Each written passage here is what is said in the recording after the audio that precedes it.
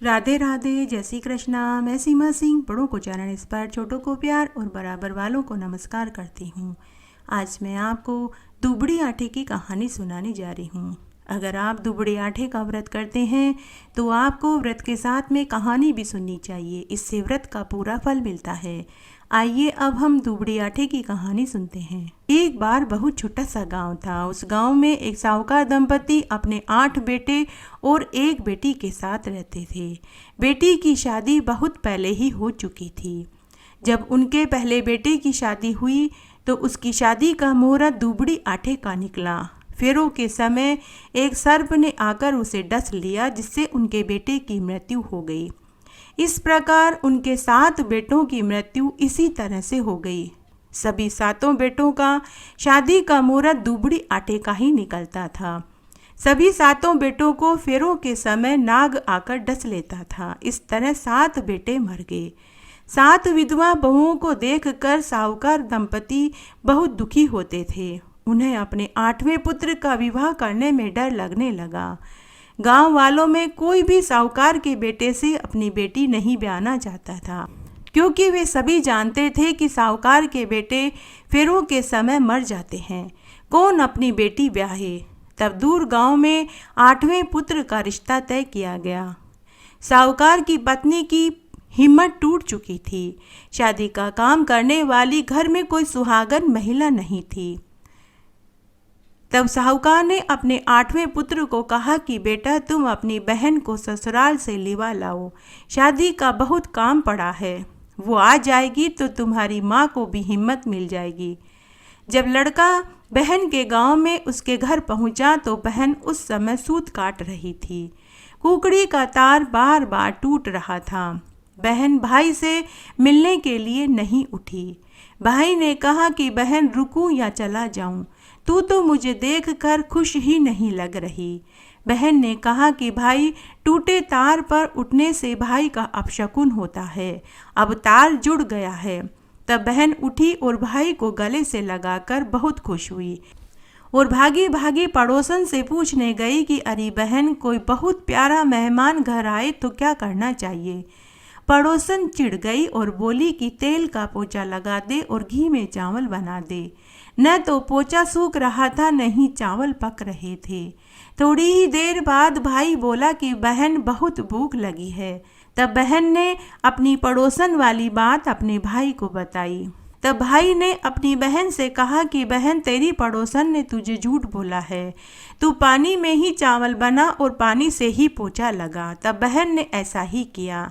भाई ने भर पेट भोजन खाया। तब भाई ने अपनी बहन से कहा कि बहन, मेरी शादी मंड गई है। माँ बाबूजी ने तुझे शादी का काम करने के लिए बुलाया है। मैं तुझे लेने आया हूँ।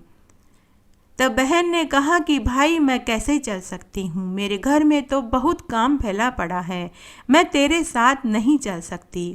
दूसरे दिन सुबह अंधेरे में ही बहन ने हाथ चक्की पर आटा पीसा और रास्ते के लिए अपने भाई को लड्डू बना करके रखे, ताकि भाई को रास्ते की रोटी में लड्डू दे सके। उसने 8 लड्डू बनाए। 4 लड्डू अपने भाई के पल्ले बांधे और 4 लड्डू अपने खुद के बच्चों के लिए रख लिए। सुबह अंधेरे में ही उठकर उसका भाई चला गया। सुबह जब उसके बच्चे सोकर उठे तो उन्होंने अपनी माँ से भोजन मांगा। तो बहन ने कहा कि बच्चों, मैंने तुम्हारे मामा के लिए लड्डू बनाए थे, उसमें से 4 लड्डू बचे हुए हैं, तुम उन्हें खा लो। जब बच्चे लड्डू खाने के लिए गए तो उन्होंने अपनी माँ से कहा कि माँ, ये लड्डू नीले नीले क्यों दिखाई दे रहे हैं? तब माँ ने चक्की के पाट को उठा कर के देखा तो उसमें सांप के अवशेष मिले।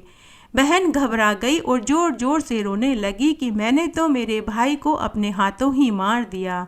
बहन ने पूत पालने में, साजन सेज में, दूध चूल्हे पर, गाय भैंस गुआड़े में, छाछ बिलौने में छोड़ा और जिधर उसका भाई गया उसके पीछे पीछे भागने लगी। पूरे रास्ते वह सबसे पूछती रही कि क्या तुम लोगों ने मेरे भाई को जाते हुए देखा क्या? तभी एक बुढ़िया ने कहा कि बेटी, तेरा भाई इसी रास्ते से गया है। बहन भागी भागी भाई के पीछे गई तो उस समय उसका भाई एक पीपल के पेड़ के नीचे चबूतरे पर बैठा हुआ मिला। बहन ने कहा कि भाई, जो लड्डू मैंने तुझे दिए तूने खाए या नहीं? भाई बोला कि बहन, मैं तो तेरे घर से लड्डू ही लाया था, तू क्यों ऐसे हाँफती हाँफती भागी आ रही है। तब भाई ने कहा कि बहन, मैंने अभी तक लड्डू नहीं खाए हैं, ये अभी भी पोटली में पड़े हैं। बहन ने लड्डू लिए और वहीं जमीन में खड्डा खोद कर गाड़ दिया। तब बहन ने भाई से कहा कि भाई, मैं तो तेरे साथ ही चलूंगी, काल तो अभी से ही तेरे सिर पर मंडरा रहा है। तब भाई ने कहा कि बहन, मैं तो तुझे लेने ही आया था, लेकिन तूने ही मना कर दिया। यह तो बहुत अच्छी बात है कि तू मेरे साथ मेरी शादी का काम करने के लिए घर चल रही है। माँ बाबूजी को पता चलेगा तो उन्हें भी बहुत खुशी होगी। तब दोनों बहन भाई पैदल पैदल चलने लगे। चलते चलते आगे जाने पर बहन को प्यास लगी। तब बहन ने भाई से पानी मांगा तो भाई ने कहा कि बहन, यहाँ कहाँ पानी मिलेगा, तू यहाँ बैठ, मैं आसपास में पानी देख करके आता हूँ। तब बहन ने कहा कि नहीं भाई, तू बैठ, मैं पानी पी कर के आती हूँ। तब बहन पानी की तलाश में इधर उधर गई। थोड़ा आगे चलने पर उसे एक कुएं की पाल पर एक बुढ़िया बैठी हुई मिली। जब बहन थोड़ा आगे गई तो उसे एक बुढ़ी सी डोकरी कुएं की पाल पर बैठी बैठी कुछ बना रही थी और कुछ बिगाड़ रही थी। बहन ने उससे पूछा कि तू कौन है और यहाँ क्या कर रही है। बुढ़िया ने कहा कि मैं बेमाता हूँ, एक साहूकार के 8वें बेटे की शादी होने वाली है और वह शादी वाले दिन ही मर जाएगा। मैं उसके 8वें पुत्र की ढांकनी घड़ रही हूँ। बहन समझ गई कि यह तो मेरे ही भाई की बात कर रही है। बहन ने पूछा कि उस साहूकार के 8वें पुत्र को कैसे बचाया जा सकता है। तो बेमाता ने कहा कि अगर उसके दूर या पास की कोई बहन बुआ हो तो दुबड़ी आटे की पूजा करे, उल्टे सीधे नेक करे, गाली निकाले, करड़ कोसे, हर तरह से अपशकुन करे, बारात में साथ जावे, तेली से तात लावे, कुमार से हांडी ढक्कन लावे, काचा करवा लावे, फेरों में नाक डसने आवे, तब उसे काचे करवे में कच्चा दूध पिलावे और जब सांप दूध पीने लगे तब हांडी में बंद करके ढक्कन लगाकर तांत से बांध दे तो काल की घड़ी टल जाएगी। जब सर्पणी नाग को छुड़ाने आवे तो भाई का जीवन दान मांगे। बस फिर क्या था, बहन तो उसी समय चालू हो गई और वह बोली कि अरे नास पिटे, करम फूटे, तेरा सत्यानाश हो, तू मर क्यों नहीं गया, तेरी टांग क्यों नहीं टूट गई, तेरी आंखें क्यों नहीं फूट गई, तू तो धरती का भोज है। भाई ने बहन का यह रूप देखा तो वह बोला कि बहन, तुझे क्या हुआ, तू यहाँ से गई थी तब तो अच्छी भली थी, तेरे ऊपर किसी ने जादू टोना तो नहीं कर दिया, कोई भूत प्रेत तो तेरे पीछे नहीं पड़ गया, कोई डाकन भूत प्रेत तो तेरे नहीं लग गई। राम राम करते भाई अपनी बहन को लेकर घर आया। घर आते ही उसने फिर से खूब गालियां निकाली। जब भाई का बाण बैठने लगा तो बहन बोली कि इस करम फूटे का बाण चौकी पर नहीं सिल्ले पर बैठाऊंगी। जिद करने लगी। निकासी के समय बोली कि इस करम फूटे सत्यानाशी की निकासी आगे के दरवाजे से नहीं पीछे के दरवाजे से निकलवाऊंगी। सबने खूब समझाया पर बहन नहीं मानी। जैसे ही निकासी पीछे के दरवाजे से निकली तो आगे का दरवाजा भर भरा कर गिर गया। तब सभी लोगों ने कहा कि बहन ने तो भाई को बचा लिया, नहीं तो यह अभी ही मर जाता। जब बारात जाने लगी तो बहन फिर से जिद करने लगी कि मैं भी बारात में चलूंगी। उस जमाने में औरतें लड़कियां बारात में नहीं जाती थी, लेकिन बहन फिर से गालियां देने लगी। अरे इस नास पीटे की बारात में मैं तो जरूर जाऊंगी। फिर किसी बड़े बूढ़े ने कहा कि चलने दो, कोई आंट नहीं है। जब बारात रास्ते में पेड़ के नीचे विश्राम करने के लिए रुकी तो बहन फिर से बोली कि इस करम फूटे की बारात पेड़ के नीचे नहीं रुकने दूंगी, सभी धूप में बैठो। सारे बाराती बहन को समझाने लगे लेकिन वह नहीं मानी।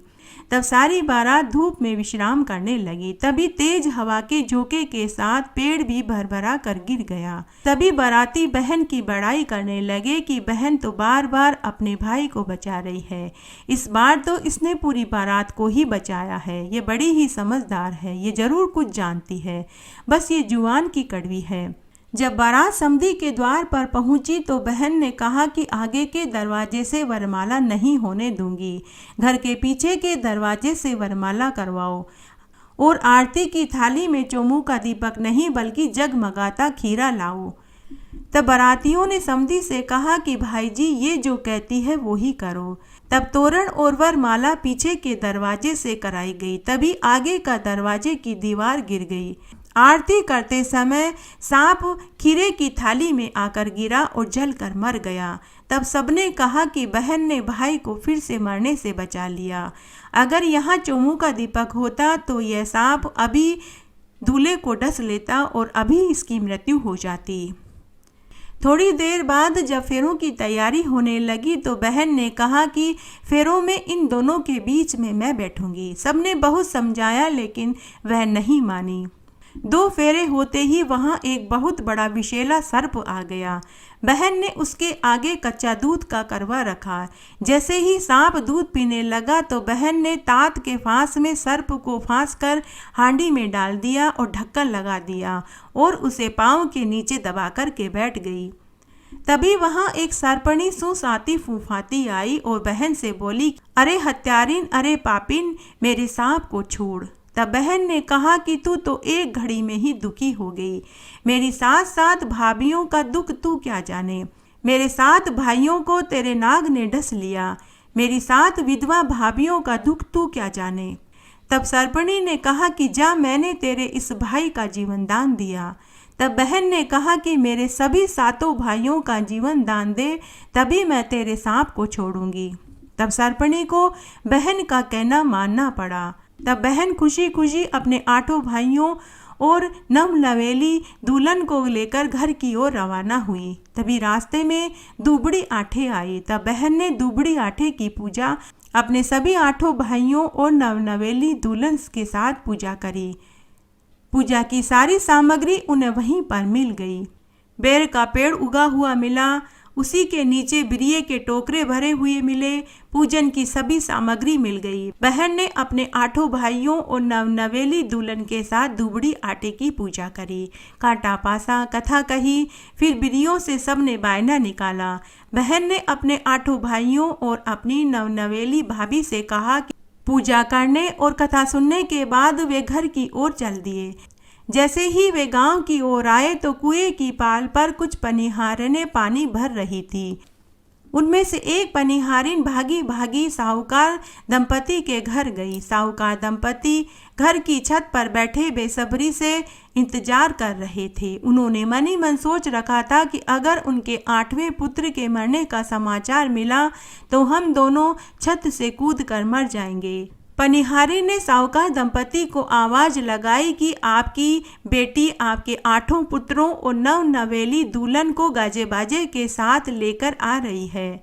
साहूकार दंपति पनिहारिन से बोली कि क्यों हमारा मजाक उड़ाती है, हम तो पहले ही बहुत दुखी हैं। तो पनिहारिन ने कहा कि न तो मैं आपका मजाक उड़ा रही हूँ और न ही मैं झूठ बोल रही हूँ, मैं तो आपको सच बता रही हूँ। तभी साहूकारनी ने अपने गले का हार उस पनिहारिन को बधाई के तौर पर दे दिया। पनिहारिन हार पाकर बहुत खुश हुई और ढेरों आशीर्वाद देकर चली गई। तभी साहूकार दंपति को सामने से धूल उड़ती हुई दिखाई दी। पास आने पर उन्हें उनके 8 बेटे और नवनवेली दुल्हन और बेटी बारात के साथ गाजे बाजे के साथ आती हुई दिखाई दी। साहूकारनी ने अपनी सभी विधवा बहुओं को कहा कि तुम्हारा सुहाग जिंदा है, मेरे सभी बेटे जीवित हैं, वो आ रहे हैं। तुम सब भी 16 श्रृंगार करो, खूब बढ़िया बढ़िया कपड़े गहने गाठे पहनो, हम सब उनका स्वागत करेंगे, आरती करेंगे। तब साहूकार दंपति ने अपने 8 पुत्र और नवनवेली दुल्हन और बेटी का स्वागत किया। 2 दिन के बाद बहन अपने माता पिता से बोली कि मैं अपने ससुराल वापस जाऊंगी। माता पिता, भाई और भाभीियों ने कहा कि कुछ दिन तो और हमारे साथ रहो। तो बहन बोली, माँ भाभी, पूत पालने में, साजन सेज में, गाय भैंस ग्वाड़े में, छाछ बिलौने में, दूध चूल्हे पर छोड़ कर आई हूँ ताकि मैं अपने भाई को बचा सकूं। माँ, मेरे घर में बहुत काम फैला पड़ा है, मैं अब और नहीं रुक सकती। तब सभी भाइयों ने अपनी बहन को खूब सारा धन दौलत देकर अपने ससुराल छोड़ने के लिए गए। हे दुबड़ी आठे माता, जैसे आपने बहन के भाइयों का भला किया वैसे सबका करना। कहानी कहने वाले, सुनने वाले और हुक्कारा भरने वाले सबका भला करना। घटती हो तो पूरी हो तो परवान चढ़े, भूले बिसरे नाम तेरे भंडार में भरे। इस तरह आज मैंने आपको दुबड़ी आटे की कहानी सुनाई। आशा करती हूँ ये आपको जरूर पसंद आएगी। मेरे साथ बने रहने के लिए आपका धन्यवाद। आगे की कथा कहानी के लिए भी आप इसी तरह मेरे साथ बने रहें। धन्यवाद।